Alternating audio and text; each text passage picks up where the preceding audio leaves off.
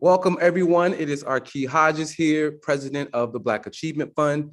And today we are at class 5 of our lecture series, The Missing Pages of World History, in honor of Dr. John Henrik Clarke. I hope you guys have enjoyed what you have learned thus far. I have definitely enjoyed teaching it to you. And tonight we are going to continue our lesson. But for those of you who may just be checking in, the whole purpose of the Missing Pages of World History lecture series in honor of Dr. John Henrik Clarke is to expose what Dr. John Henrik Clarke called the missing pages of world history. And he is referring to the beginning of human history all the way through the fall of the ancient Egyptians. This entire period of history, which spans over 100,000 years of human history, has just vanished from the history books, absolutely vanished from the history books.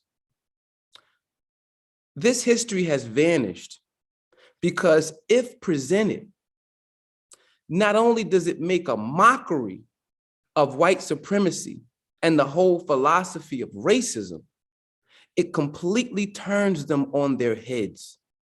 Because what you will witness once you study the origins of humanity in Africa over 200,000 years ago and progress chronologically, you will discover that African people not only pioneered virtually every aspect of human knowledge, but it is the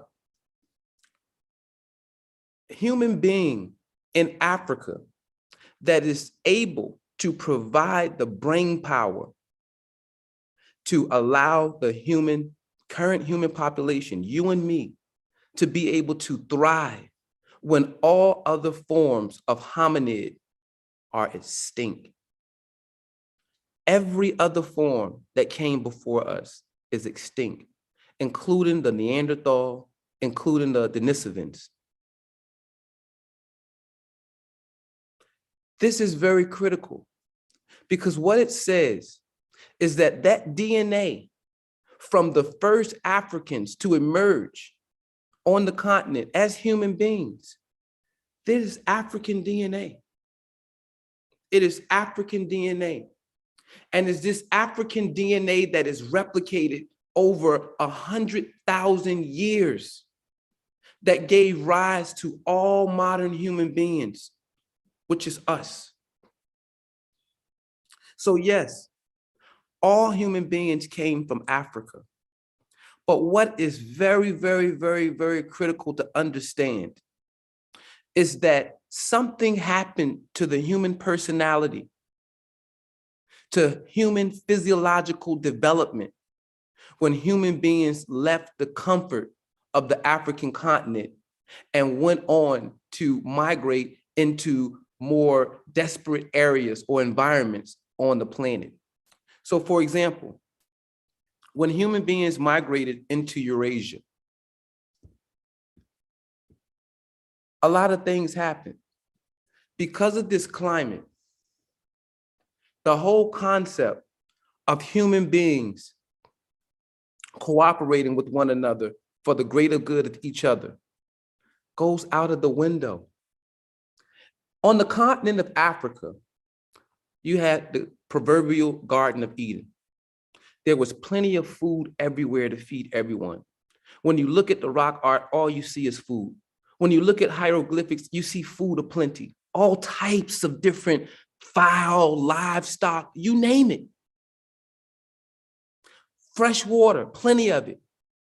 So you had the African had a positive relationship to the environment, to nature. The African had a positive relationship to women because the more children you had, the stronger your community was, the more hunters you had, the more people you had to cultivate fields and domestication and all of those types of things, because you could feed them all. There was no issue. However, when human beings migrated out of Africa and into Europe, what happens? You're no longer greeted with herds of animals, livestock that you can pluck from to feed a large group of people. You don't have fertile land that is easy to cultivate. Now the land is frozen hard. You don't have the sun basking over the environment, heating everything up, providing all of this life.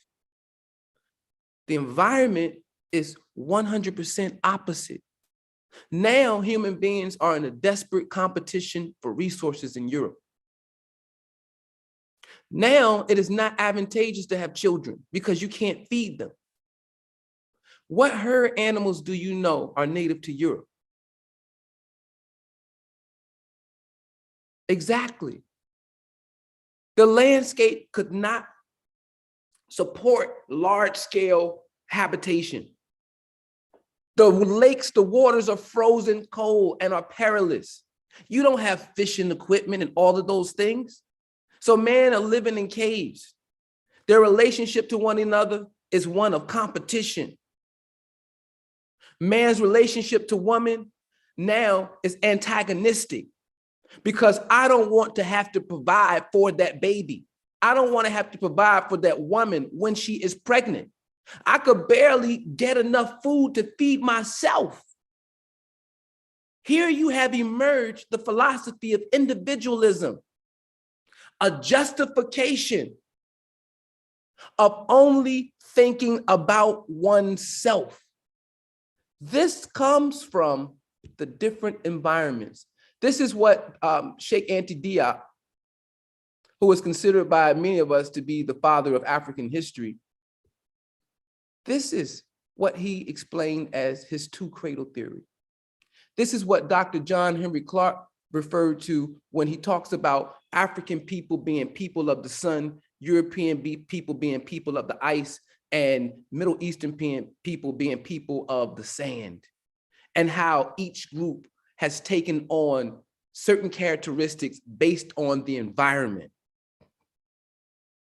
So when we study history, we see that history in Africa unfolds in a very humanistic manner. We see that human beings emerging forth as the dominant hominid species on this planet, it happened with human beings being in cooperation with each other. It happened with human beings together, working together to subdue the environment that they were given. They were given so much that they gave the world spirituality, that they gave the world religion.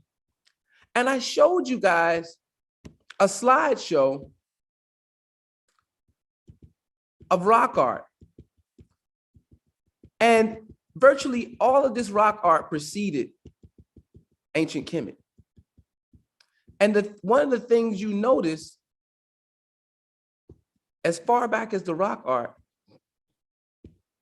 human beings swimming, human beings praying. You see human beings working in coordination. You see arrows. You don't see them pointed at other human beings. You see a civilization. You see man and woman in harmony. You see children being well fed by the livestock. There is no reason at this epoch of human history for human beings to be antagonistic against one another in Africa. So they don't. All the images that they draw are images of human unity, of the human experience. And all of these experiences that they're showing us are experiences of evolving civilization, are experiences in which humanity sees itself as a family against other animals in the same way that other animals recognize their kin, others of their species, and cooperate with others in their species. That is what happened to the original human beings who were on the continent of Africa. They built civilization naturally. This was not something that needed to be taught. It was something that gradually emerged based on the level of communication and cooperation that Africans had with one another on this continent of Africa.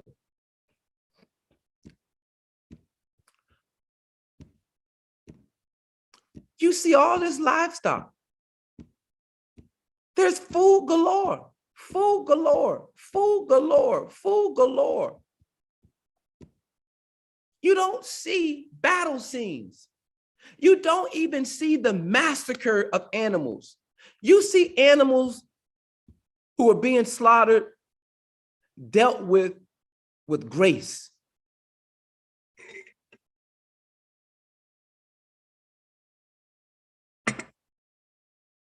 If I'm in an environment that gives me everything that I need, why would I need to be against my fellow human being? This is common, just basic logic. What others will have you to believe, the narrative that they want to give you of Africa, is that Africa was the dark continent, is that Africa gave you nothing.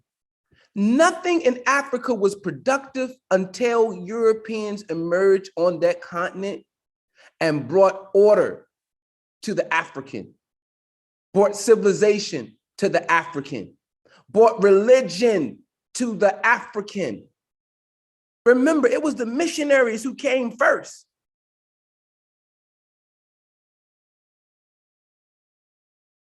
Desmond Tutu is quoted as saying, when the missionaries first came to Africa, we had the land and they had the Bible.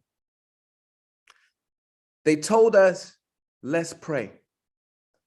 When we closed our eyes and prayed and opened them, they had the land and we had the Bible.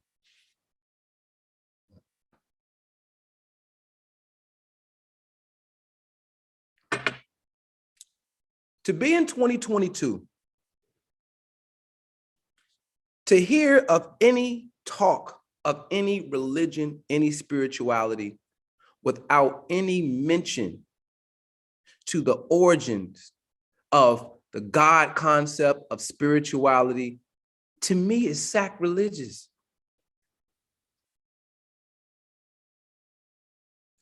All of the creation stories of the Abrahamic religions, everything that followed was inspired by what Africans conceptualized based on their love affair with the world that they was given. It was a love affair.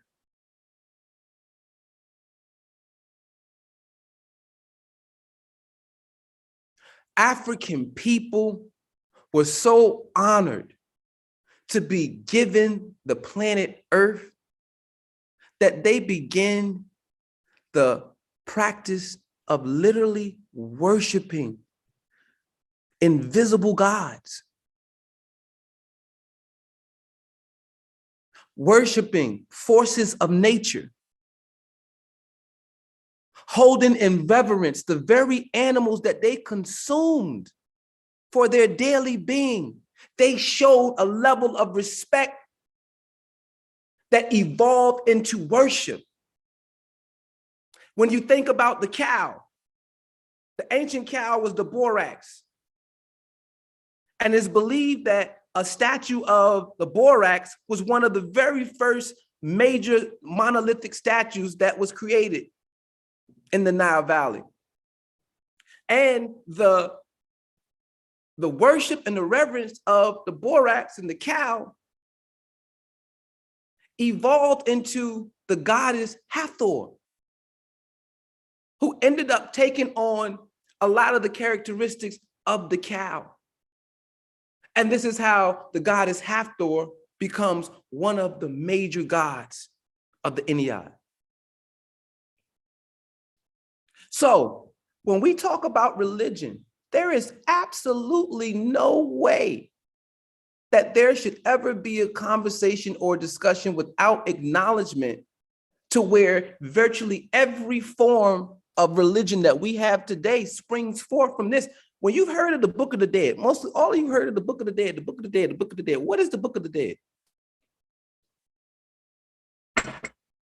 The Book of the Dead is religious text. The Book of the Dead is the religious texts that were found in the sarcophagi of deceased Egyptians when Europeans came and opened their sarcophagi, desecrating their bodies. No respect whatsoever. This is also anti-African.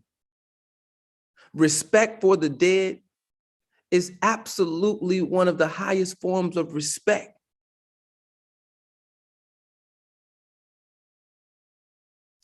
Mayat is the ancient Kemetic concept of truth, balance, order, law, morality, and justice. Mayat is represented as a goddess with wings.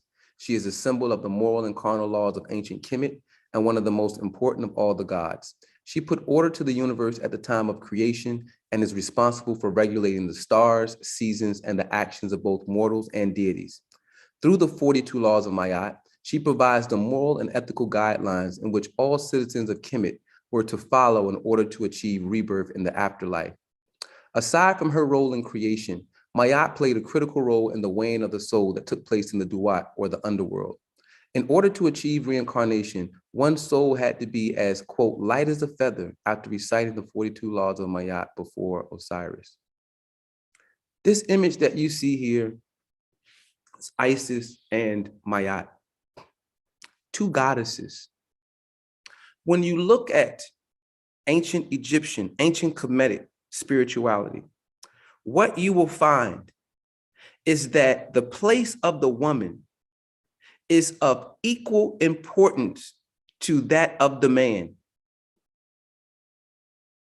There are two major origin philosophies that spring forth from ancient Kemet, the Ennead and the Ogdoad. And we're going to read a little bit about both of those in a minute. But in both of those, you have gods and their consorts, their female consorts. Each god had a female counterpart who was his equal in both power, wisdom, and reverence, demonstrating the balance, because that early African is populating the world. So this early African is acknowledging that the gods have chosen the woman to be the vessel to bring forth life. So if this is the case, how can we be negative towards women? How can we subjugate women? How can we exploit women when the very gods who we worship have chosen them as the bearers of life? How can a pharaoh rule as a partial deity if he is not acknowledging that the woman that he came from is also a deity? How can a woman be nothing that produces a pharaoh?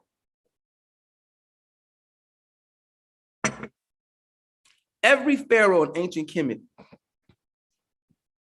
had to obey these 42 laws. And if they were out of sync with these 42 laws, they would not maintain the respect of the people. It is also important to note that these laws were developed before the first dynasty of ancient Kemet, illustrating once again that these origin stories are stories that were developed out of the consciousness of African people who were understanding the balance and the relationship that they had on Earth with the environment and other animals. That is what African spirituality is all about. It is a deep honor and reverence for the gods who created the planet and all of the manifestations of the environment that gave human beings the portal to life. When you see this image here, this is a very iconic image of the weighing of the soul. Let me read to you about this scene. In the Duat, the Egyptian underworld, the hearts of the dead were said to be weighted against her single feather, the feather of Mayat, symbolically representing the concept of Mayat in the Hall of Two Truths. This is why hearts were left in Egyptian mummies while their organs were removed, as the heart, called Ib, was seen as part of the Egyptian soul. If the heart was found to be lighter or equal in weight to the feather of Mayat, the deceased had led a virtuous life and would go on to Aru. Osiris came to be seen as the guardian of the gates of Aru after he became part of the Egyptian pantheon and displaced Anubis in the Agdo tradition. A heart which was unworthy was devoured by the goddess Amit, and its owner condemned to remain in the Duat. What is purgatory? What is your understanding of purgatory? When you die, you haven't satisfied all of the virtues merit going to heaven right then and there. So you're in this suspended space called purgatory until you can do something, your soul can get right to pass over to the other side. So when we talk about African spirituality, when we talk about any spirituality and completely ignore the origins, that's called plagiarism. If you read something and copy it over and act like you were the originator of this idea, that's plagiarism. So why, when everyone else does it to African history, to African first, it's not considered plagiarism? In fact, it's considered absurd for the African to think that they were capable of this level of high philosophy. The ancient Egyptians, they say to you, are not African people. What are you talking about, Black people? You know goodness well, y'all could not have created the pyramids. I mean, that is laughable, Black people. Why would we teach you ancient Kemet? For what? That's not your people.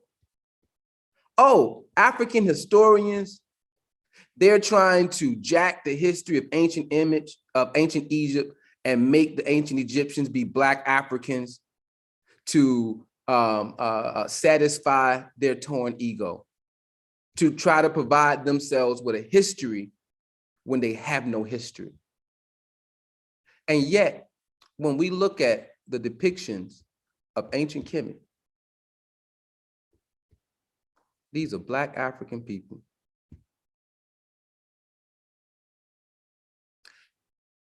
When we investigate deeper, we find that Egyptian pharaohs from the Old Kingdom, the Middle Kingdom, the New Kingdom, the late period, all had wives, consorts, royal wives, who were of Nubian descent. We know that they had children who were Nubian and Egyptian. These are blended societies. We know that the 25th dynasty, the Nubian dynasty, are considered to be the first Egyptologists because they restored all of the glory of the old gods. They were able to read Old Kingdom hieroglyphics, signifying that they were akin to those original people who founded ancient Kemet. When they restored the monuments in Karnak and other places, they had the same level of skill, the same technique to be able to replicate it in the same style with the same level of skill as their ancient Egyptian cousins. So the whole idea of trying to separate Nubia from Egypt and create them as warring and antagonistic civilizations is another way to drive the narrative that the Nubians were Black African people and that the people of ancient Egypt were something different. They came from the Mediterranean world. They came from a spaceship. They came from anywhere but the continent of Africa. And yet, here's 100 slides of how African people depicted themselves. These are people of ancient Kemet. This is how they depicted themselves. And yet we allow another people who have done nothing but try to destroy the concept of an African history, African contributions to world history, to civilization. We allow them to tell us that our own ancestors that we see with our eyes in the pyramid on the continent of Africa are not our ancestors, and they're not even Black African.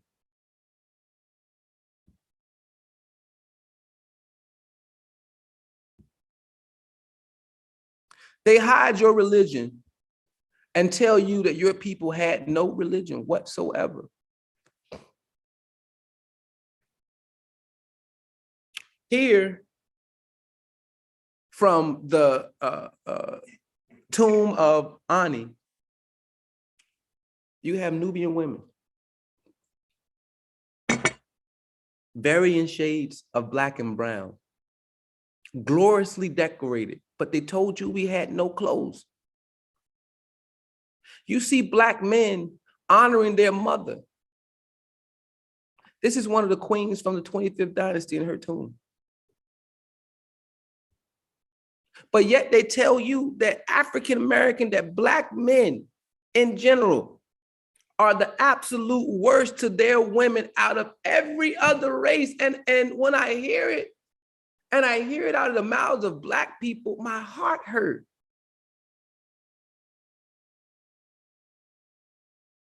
Because you have no proof to that. You're just parroting what you heard somebody else say about you. And when you say that, what you're saying is that I have absorbed the negative propaganda that has been taught to me, pushed on to me by others. I have absorbed it. And now I'm a regurgitated. And it becomes a reflection of our self-esteem. We don't want to have anything to do with Africa because somebody told us that everything that is African is backwards. Everything that is African is unprogressive. Africans are stupid. They didn't know how to utilize the land. They squandered the resources, all of these famines. This is all you hear about Africa. So much so that they're able to sell a lot of Black people a narrative that you are better off having been enslaved by Europeans. You're better off. Would you have wanted us to leave you in Africa? Look at Africa.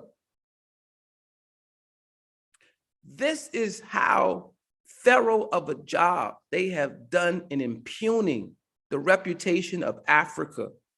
So much so that Africa's children doesn't even want to own its mother.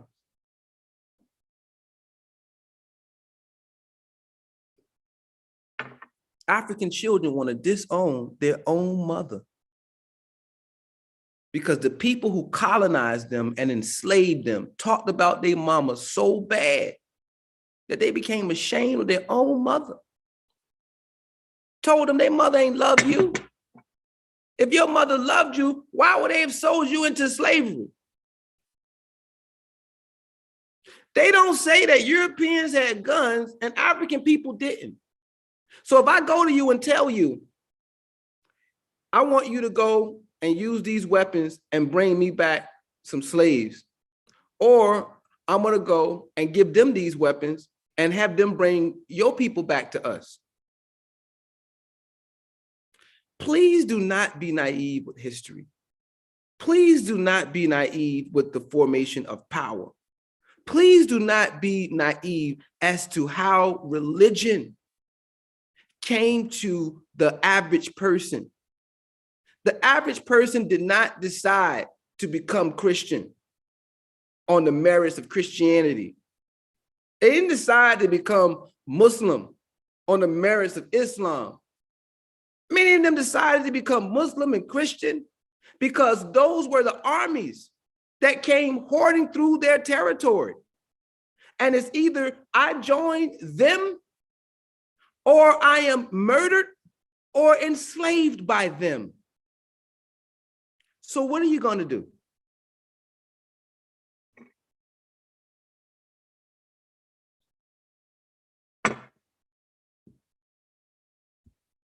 African people, African people, African people, African people look at you and tell you this is not an African person. And we shake our head and say, yeah, we know, and we don't follow up. We don't want anything to do with Egypt. We don't teach our children anything about it. This is what African historians literally spent their entire life doing. Sheikh Anta Diop spent his entire academic career working to rescue the history of ancient Kemet from being completely stolen by the non-African world. He looked at linguistics. He looked at radiocarbon data. He looked at the images in the pyramid on papyri itself. He looked at virtually every aspect of culture and demonstrated how ancient Egyptian civilization was absolutely no different than current African civilizations in construct, in worldview, in philosophical understanding.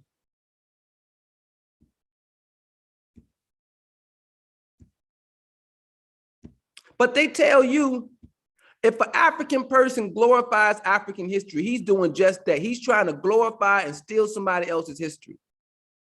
Look, this is Amenhotep III. This is King Tut's granddaddy. This is an image of him in his tomb.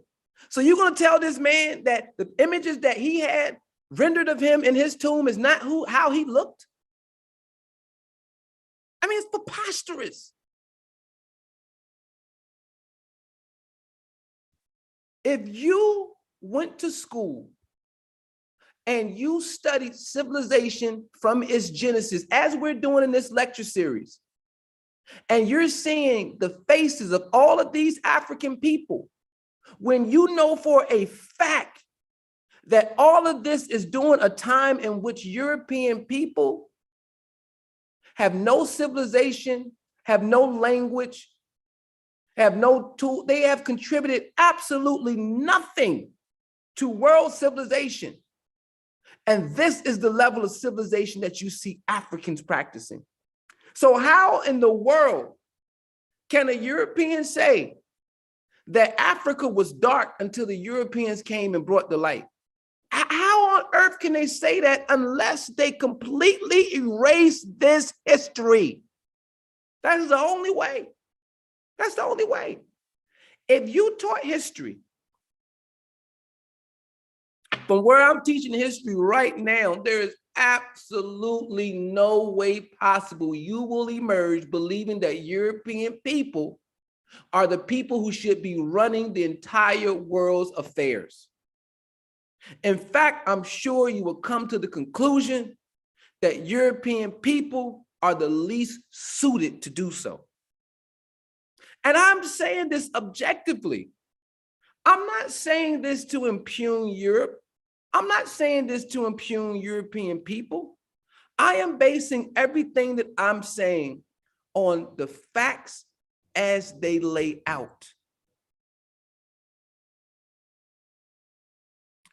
European people did not bring civilization anywhere they went. In fact, they stole civilization and tore civilization down every single place they went. But we have bought into this narrative of the great European, the European being the smartest out of every, no. European is the most ruthless out of everyone else. Because they had the toughest challenge in trying to perpetuate the human species in an unforgiving, freezing environment. It created a cold personality. It created a lonely personality. It created a personality that prides itself on self-preservation above everything else. It does not honor other human beings. It does not revere other animals. When you look at ancient Kemet and you look at the hieroglyphs, you cannot find hieroglyphs without animals.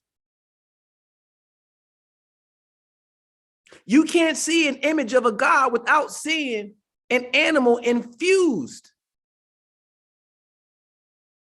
This is the level of respect and love that African people demonstrated, not philosophized, demonstrated.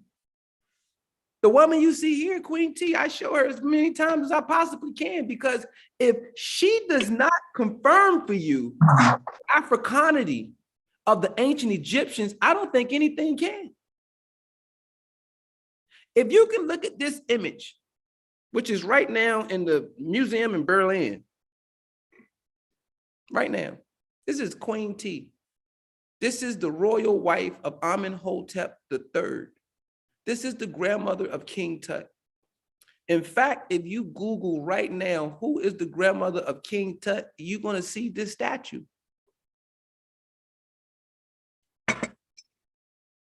You're going to see this in Wikipedia. You're not even going to see a white Egyptologist denying that this is Amenhotep III's wife, that this is King Tut's grandmother. No one's going to deny that.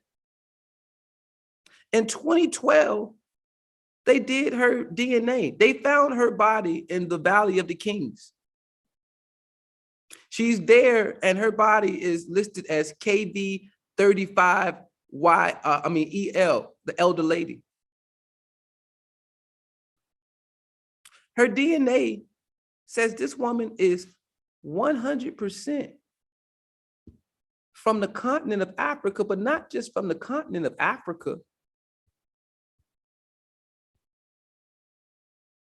but from Southern Africa.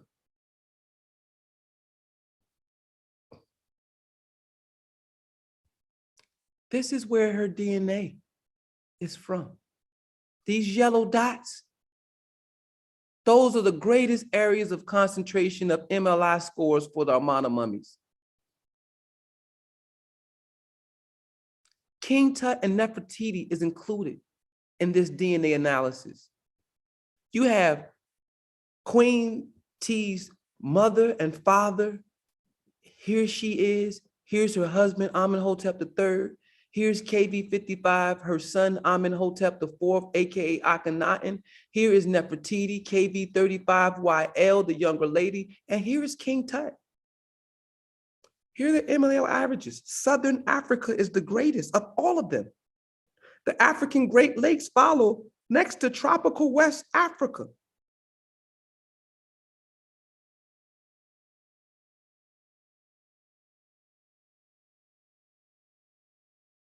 So if you have the DNA analysis, you have statuary, why are you still trying to hold on to this lie that the ancient Egyptians were not Black African people?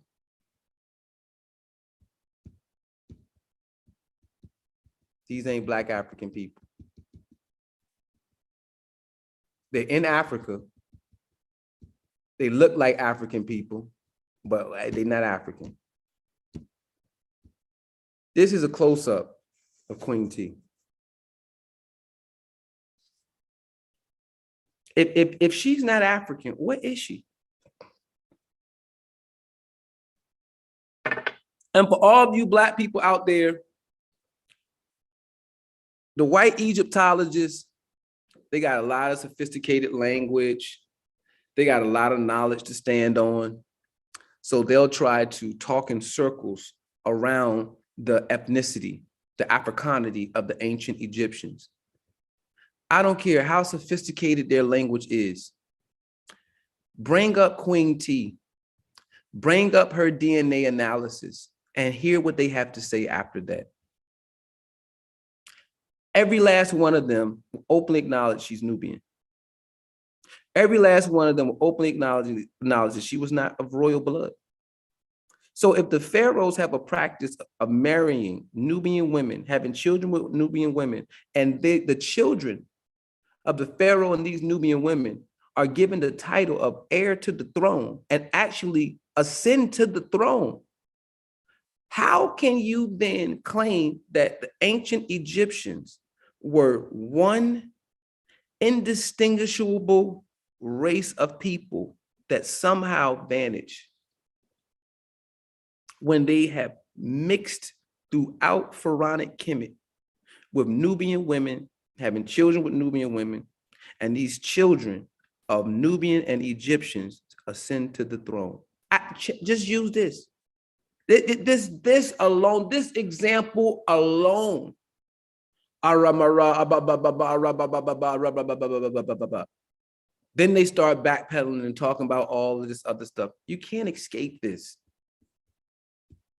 You can't escape this. This is a wooden statue of Queen T. And the great thing about the Amarna period aesthetically is that they departed from the normal aesthetic of the New Kingdom through the Middle Kingdom and the Old Kingdom.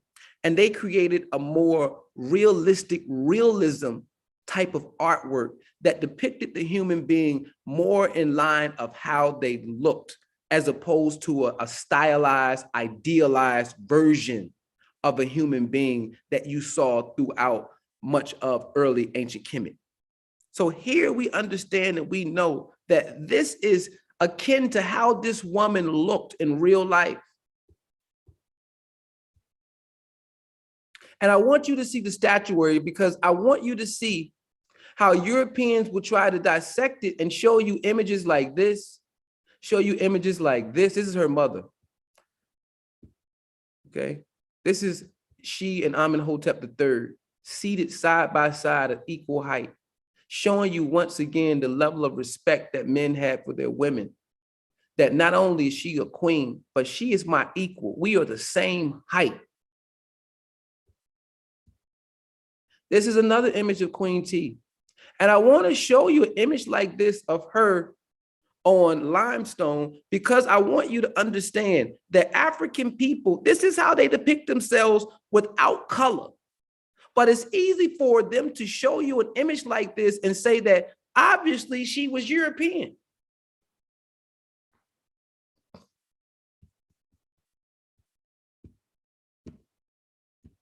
But this is how she looked. This is how she looked. This is her crown. It's the crown of the Hathor.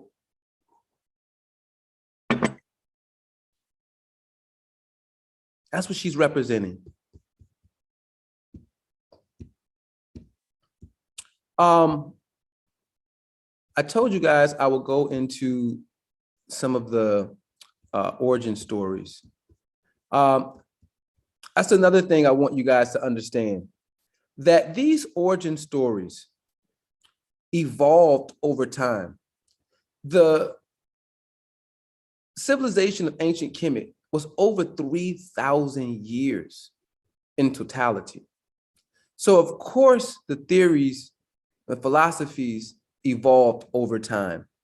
There are two main philosophies or origin theories. One is the Ennead and another is the Ogdoad. I'm going to read to you. This is from Jenny Hill. She is an Egyptologist from Glasgow University, but she openly acknowledges the fact that the Abrahamic religions, Christianity, Islam, all Judaism, all of them copy from African spirituality, almost without a shadow of a doubt, okay? Gods and goddesses. There were an incredible number of gods and goddesses in ancient Egypt, one for almost every situation and place. Many of the gods began as local deities and were later organized and merged with others to form either a triad or an ennead, 9. There were several large schools of theological thought in Egypt, and each proclaimed its superiority over the others. A ruling dynasty would often promote their chief local god to the chief national god. For example, Amun, associated with Thebes, did not become a major deity until the shift of power to Thebes in the Middle Kingdom. Many of ancient Egypt's gods and goddesses share characteristics and epithets at different times in history. For example, Sekhmet, the lion goddess of Memphis, Mut and Tefnut and Hathor are all given the title the Eye of Ra and given the task of protecting the sun god. There is often confusion about different gods known as Horus. For example, Horus the Elder was often thought to be the consort of Hathor, while Horus the Younger was the son of Isis and Osiris. This is unsurprising given that the Egyptian civilization survived again for 3,000 years and the religious system was constantly evolving. In pre-dynastic times, religion was largely animistic. They considered certain animals, plants, and geographic features to be homes of spirits. Now, this is the difference when you have a non-African person talking about an African religion. When, as an African person, understanding the religious philosophy of the people of Kemet, their understanding is that there is an overarching power that is a God that created everything else, omnipresent. And when you see them worshiping different elements of nature, that is them worshiping the different manifestations of God's, that universal God's power. So in reality, there is a monotheistic strain throughout African cosmology that is not recognized until Akhenaten.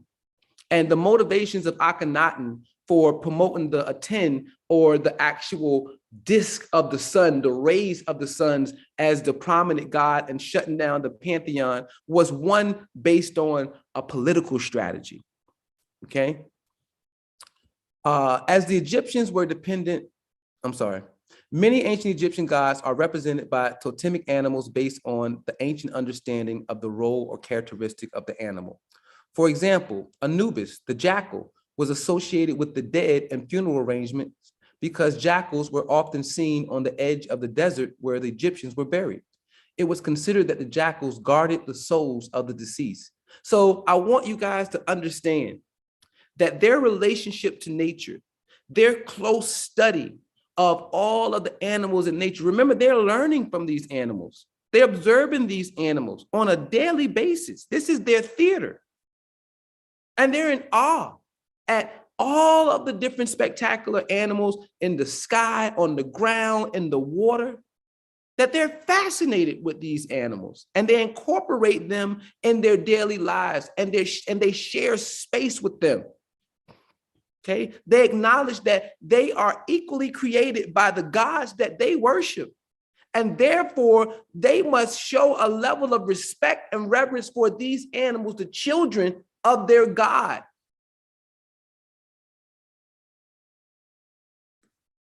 As the Egyptians were dependent on the flooding of the life-giving Nile, it is hardly surprising that water deities such as Hapi and Ankhet and agricultural deities such as Osiris would be popular. Again, this whole idea that from the European that Hapi and Ankhet is a separate deity is one that is born from an ignorance of a true African worldview. Hapi is a manifestation of the power of an overarching God and is therefore acknowledged and worshiped as thus. It is not acknowledged and worshiped as being an independent God that I must worship. It's all a part of the whole. The planet, the earth, human beings, nature, the environment, we are one connected organism that is meant to live in harmony. And that is why balance was absolutely paramount in the Egyptian way of life. Balance, balance. As their civilization developed, The gods of ancient Egypt took more human form and multiplied in number. Cosmological deities such as the sun and moon and gods of warfare and hunting soon followed. Okay. Even during the Atenist heresy of the Amarna period, when Akhenaten rejected the old gods in favor of the Aten Dis, Egypt was not fully monotheistic. Again, this is what I'm arguing against. Akhenaten, this whole concept of what monotheism is and how African people understood their world and how it manifested in how they wrote their cosmology. Akhenaten himself claimed he would maintain the cult of the Apis bull, and representations of Bes, the god of childbirth, were found in his capital city.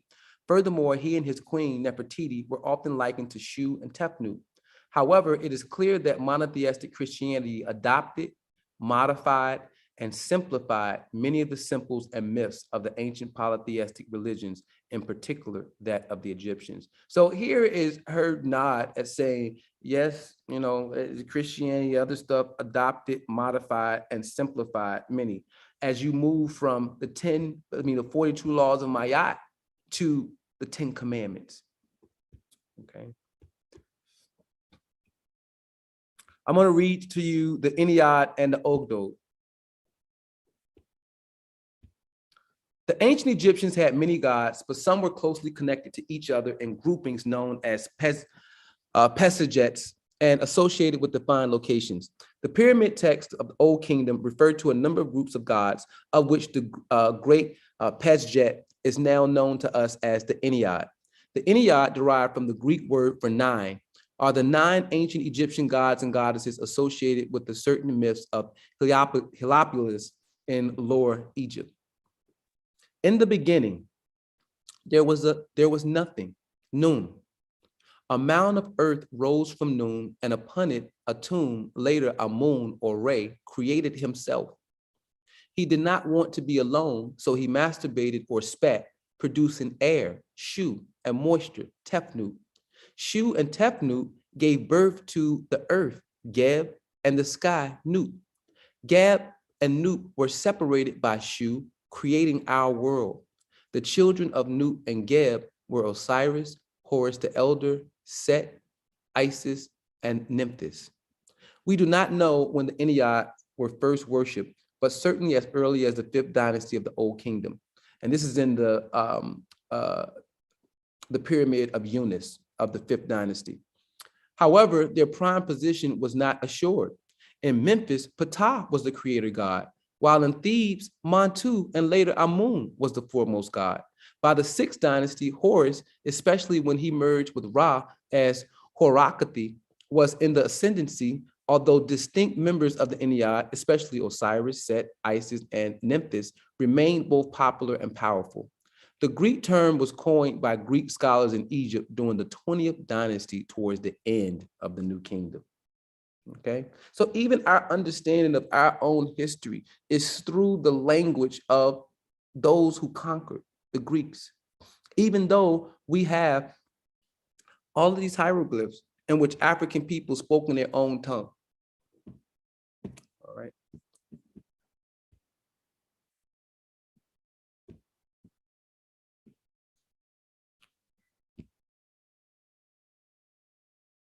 The Ogdod of Hermopolis. Hermopolis means the city of Hermes in Greek. Once again, the Greeks gave it that name because it was a major cult center of the god Thoth, whom they associated with their god Hermes, but the Egyptians knew it as Kamunu. Okay, so when you use words as they associated with their god, that's a very clever way of saying that their god Hermes came from the god Thoth from ancient Egypt. It's a clever way of saying that. The Ogdod was a system of 8 deities, 4 gods and their consorts. The number 4 was considered to represent completeness. Each pair represented the male and female aspects of the 4 creative powers or sources. Nun and Nunet represented the primeval waters. He and Hauhet represented eternity. Kuk and Kuket represented darkness, and Amun and Amunet represented air, or that which is hidden. However, the gods differ from one source to another. Primeval darkness was sometimes represented by Gere and Geret, and He and Hehet are sometimes included as forces of chaos, possibly representing the currents of the primeval waters. When Amun rose in prominence as a creator god in his own right, he and Amunet were replaced by Nia and Niet, gods of the void. The gods were often depicted with frogs' heads, while the goddesses had the heads of serpents. Only Amun went on to be considered as more than a primeval force. While Nun was still referred to often, it was only as a representation of the waters of chaos. These 8 elements causing an explosion, and the burst of energy which was released caused a primeval mound located at Hermopolis, but originally known as the Isle of Flame, to rise from the water. So even the whole concept of a Big Bang theory, which is supposed to be non-religious, comes from Egyptian spirituality. It was thought that the gods and goddesses of the Ogdo then ruled the earth during the Golden Age. When they died, they took up residence in the Duat, or the underworld. They ensured that the Nile continued to flow, that the inundation would come every year and cause the sun to rise each day. There are 4 central creation myths. The first held that the world was born from a cosmic egg created by the gods of the Ogdal. It was invisible as the sun had not yet been born. When it opened, it revealed the bird of light, an aspect of the sun god Re. Occasionally, the egg was said to contain air associated with Amun and Amunet. Once again, this whole idea of the sun being one of the most powerful personifications of God is one of the reasons why all the gods associated with the sun had the most prominence. Alternatively, the egg was laid by a celestial goose called the Jinjin Ware, the primeval goose who was associated with the moon, who took this form as a creator god. When Re hatched from the egg, he created the world and everything in it. The second version says that the egg was laid by an ibis, a bird sacred to Thoth. However, the cult of Thoth developed after the original myth of the Ogdo, so it is probable that this story was an attempt to incorporate Thoth into the pre-existing Ogdo, who were sometimes known as the souls of Thoth or the Eastern souls, 8 baboons who helped the sun to rise every morning. The third myth states that a lotus flower emerged from the waters of the Sea of the Two Knives, a lake near to the temple in Hermopolis. The petals opened to reveal Re, who then created the world. The fourth myth is similar, except it held that a scarab beetle, Khepri, the symbol of the rising sun, was revealed when the petals opened. The scarab transformed into a young boy whose tears formed the first human beings. The boy is generally considered to be Nefertum, young Atum, but once Re and Horus had been merged as Re Horakati, the boy was sometimes considered to be the infant Horus. The Hermopolitans claimed that their theory of creation was older than any other in Egypt, and that it was the Ogdo who gave birth to both the sun and Atum. It is interesting to note the similarity between the Ogdo and the description of the creation of the world found in the Pentateuch, the first 5 books of the Old Testament. Once again, she's showing you and telling you that the Abrahamic religions are based on African religion, on African spiritual philosophy. And yet, as we embrace these Abrahamic religions, we don't acknowledge whatsoever that these things came from African people. And African people ourselves, we have absolutely no history of our own origin stories. We have no history of the 42 laws of Ma'at. So when people say things like African men are the worst to their women than any other race, we just put our head down. We don't have access to the knowledge to say, are you absolutely out of your mind? African men have shown women the most respect and have allowed women, not allowed women, have assented to female power for eons. But if you have no knowledge of this history, you just hang your head because you don't have any proof to the contrary. This is why the study of your history, this is why African people teaching African people is a part of our liberation struggle. European people teaching African people will never lead to the unshackling of the African's mind from the propaganda of racism and that she and he is nothing. It cannot happen through European teaching. The European is at a place where the European cannot accept, even in 2022, even as they say that racism is wrong, there's no such thing as white people being superior, they cannot come to terms with accepting and acknowledging that the greatest civilization, the greatest knowledge ever provided on this planet to human beings came from African people. They cannot bring themselves to acknowledge that. Because to acknowledge that is to say that we did some really terrible things to these people based on a lie. These people gave us everything. And we have worked to destroy acknowledgement of all that they gave us. We have worked to dispossess these people that we enslaved of their true history because we don't want to face the fact that we weren't the best thing to happen to these people. We weren't the best things that happened to Africa. In fact, we were the worst things that happened to these people. We were the worst things that happened to Africa. They don't want to have to openly say that. They don't want to have to openly share that. So they're going to continue to hide this. Their livelihood depends on it. Their self-esteem depends on it. And at the same time, our self-esteem is hindered by it. This is why I do what I do.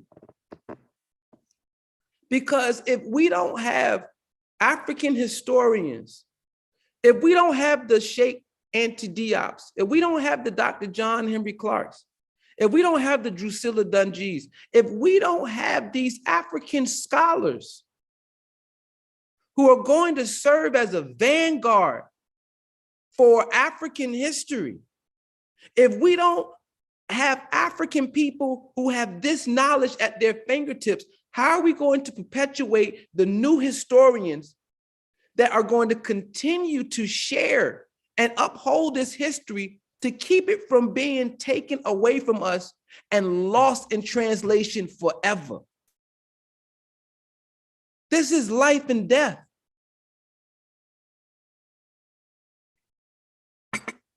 African spirituality preceded African civilization. We loved ourselves, we loved each other, we loved the nature around us, we loved the animals, we loved the wind. We even recognized the wind. We paid respect to wind. We paid respect to water. We paid respect to the sun. We paid respect to the cow. We showed reverence to virtually all of the animals that we encountered.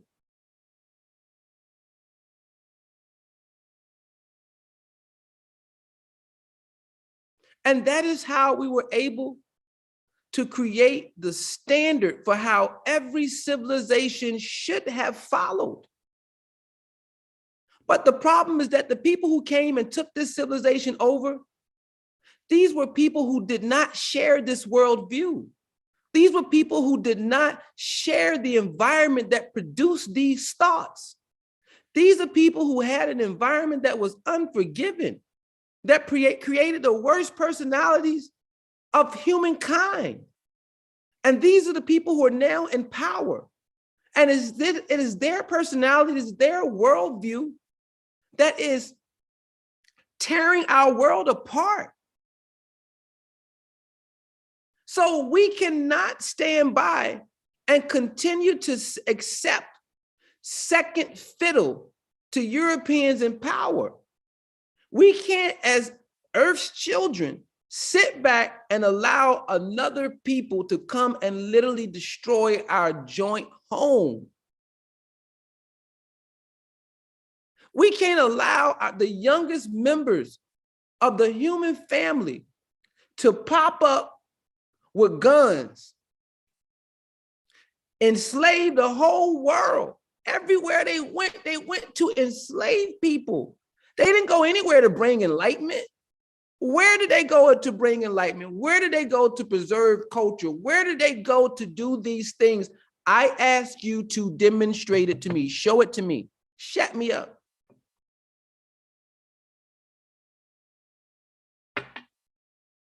I don't idolize white people. I don't idolize the European.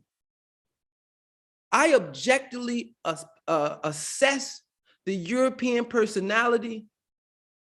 I objectively assess the African personality. We have all of this documentation. We have all of this rich history to share how the African interacted with Earth. And we have the history to see how Europeans, the people in power, have interacted with the Earth's natural resources, the animals, and other human beings.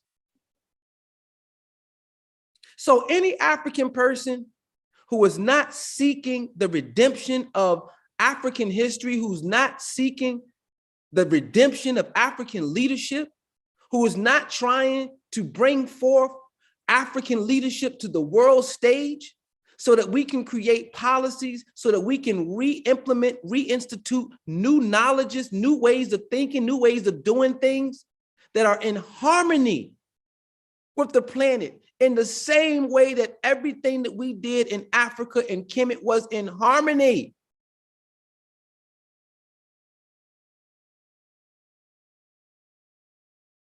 This is our mission as African people.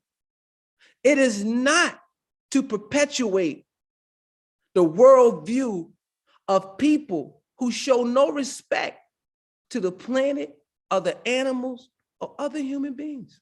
That's absolutely absurd.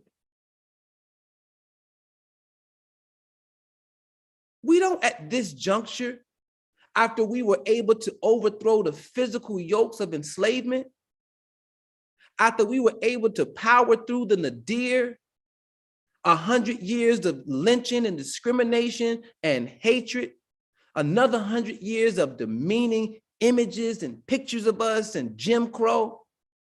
We came this far, we fought all of that to now turn around and say we want to be the humble servants of the white elite. We want to merge and assimilate into a culture of destruction. That's absolutely absurd.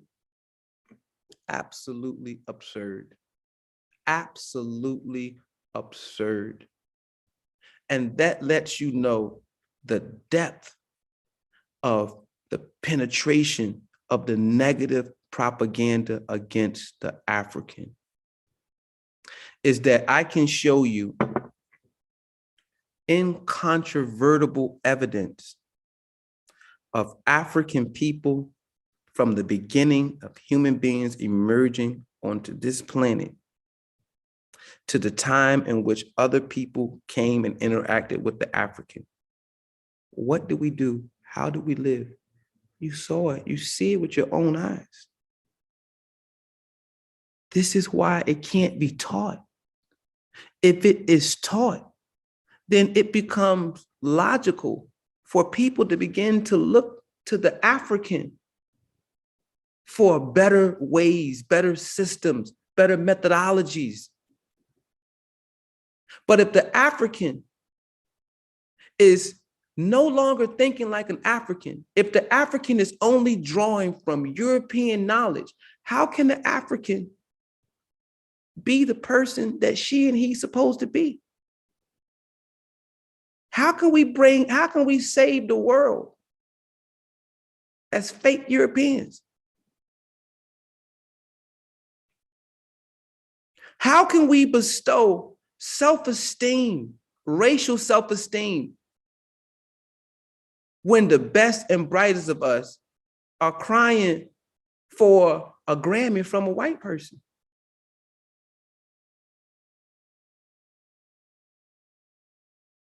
We got Black awards. That ain't good enough.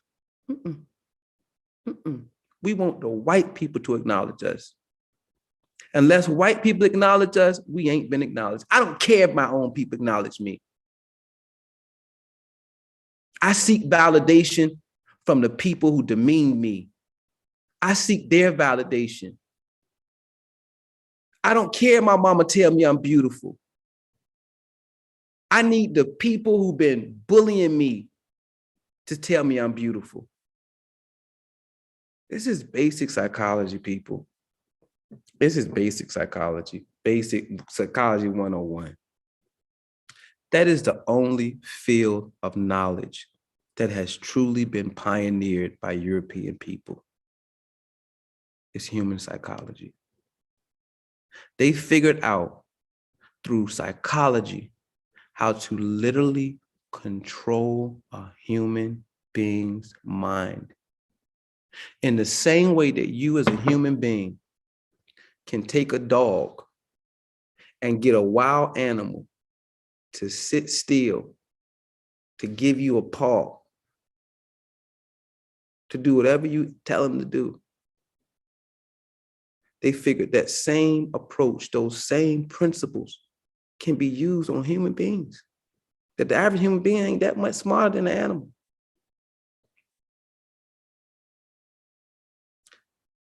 Cause terror, beat the hell out of it, make it submit, use your mental powers to make them feel ashamed of themselves and to make them think that they need you. This is psychology. This is wicked. And this is the type of ideology that emerged is from a people who can't cooperate and survive because there's not enough resources to do so. So you got to learn how to scheme against your next man, your fellow man, not cooperate with him. So I'm going to end it there. We're at 9:15. I want to thank you guys for coming out once again this evening to hear this information. Please like this video, share this video. We need to circulate this knowledge as widely as possible. This lecture series is brought to you by both the Black Achievement Fund and Education for Life Academy. For more information on Education for Life Academy, simply go to Education for Life Academy, not the number 4, spell it out, FOR academy.com, and you will see the full curriculum. For all of our Black Achievement Fund members, of course, you get the entire curriculum free of charge. If you are interested in personal classes on any of the things that's discussed in the curriculum, you can contact me through Education for Life Academy. And right now, I want to give you guys who are on an opportunity if you would like to ask any questions, share anything, or if there's something that you see in the chat that maybe needs to be shared or questioned that needs to be answered, if you could do so now.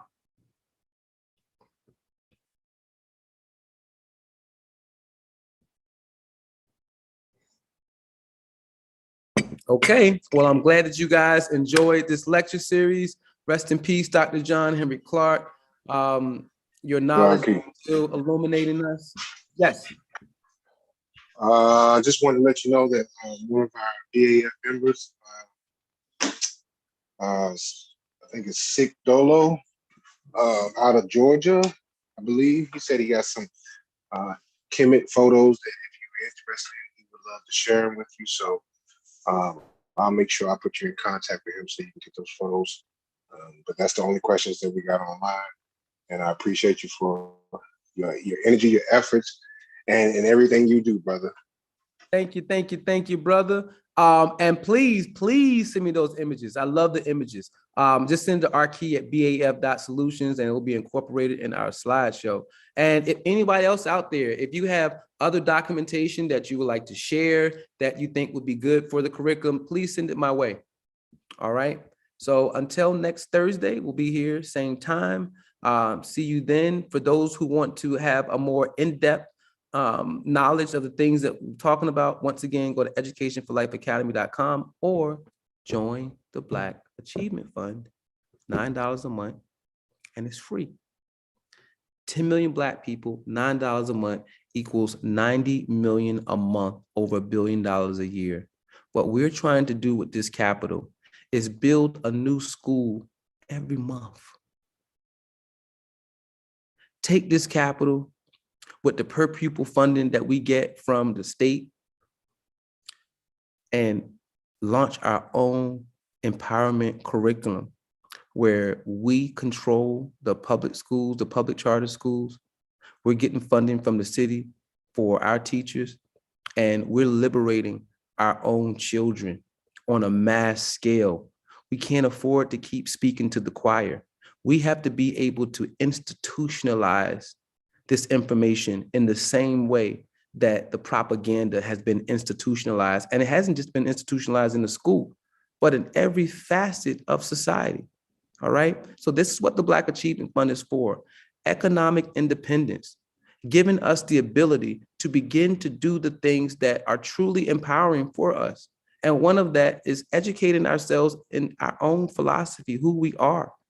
Because I firmly believe that once a kid studies this, it's going to resonate with them. It's going to resonate with their soul. It's going to empower them. It's going to inspire them. It's going to help produce and create new knowledge, because they're going to be tapping into something that is far grander than what is being offered by their former enslavers. So once again, thank all of you guys. I will see you soon, and support the Black Achievement Fund. Join the Black Achievement Fund. Let's do this thing together. Let's show the world that we can cooperate with each other in the same way that we did to create the grandest civilization ever known to humanity. On that note,